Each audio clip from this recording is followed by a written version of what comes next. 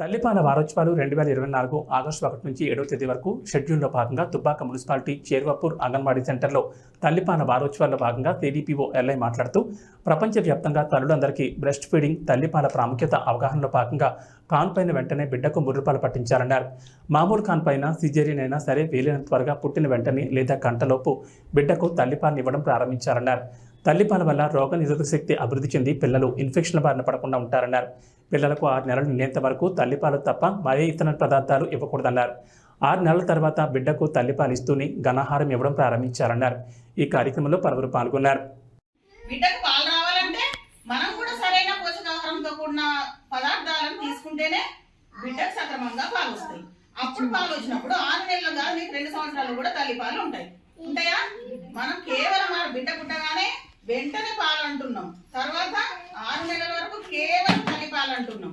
తల్లిపాలు తప్ప వేరే ఇవ్వద్దు. ఇప్పుడు అమ్మ చెప్పినట్టు కంపల్సరీ పాలు వస్తాయి. అంటే మనం తీసుకునే ఫుడ్ని బట్టి, అవునా? మనం అంగన్వాడీ సెంటర్లో చెప్తున్నాం, ఇక్కడికి వస్తున్నాం, ఇక్కడ ఆరోగ్యలక్ష్మి భోజనం చేసి వెళ్ళాలంటున్నాం, మీకు ఇంటికి కూడా బాక్స్ పెట్టి తీసుకున్నాం. అనుబంధ ఆహారం మేము అదనంగా ఆహారం ఇస్తున్నాం. మన దగ్గర లేదా ఇళ్ళల్లో ఉందా?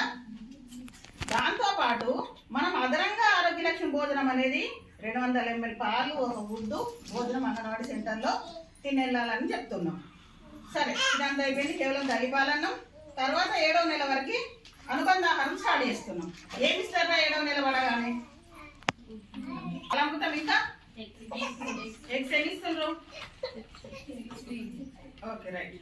అనుబంధ ఆహారం అంటే మనం తల్లిపాలతోటి మళ్ళా వాడికి అన్నప్రాసన 7వ నెల పడగానే అన్నప్రాసన చేసి అనుబంధ ఆహారం ఇస్తూ తల్లిపాలు కొనసాగించాలి. ఎప్పటి వరకు?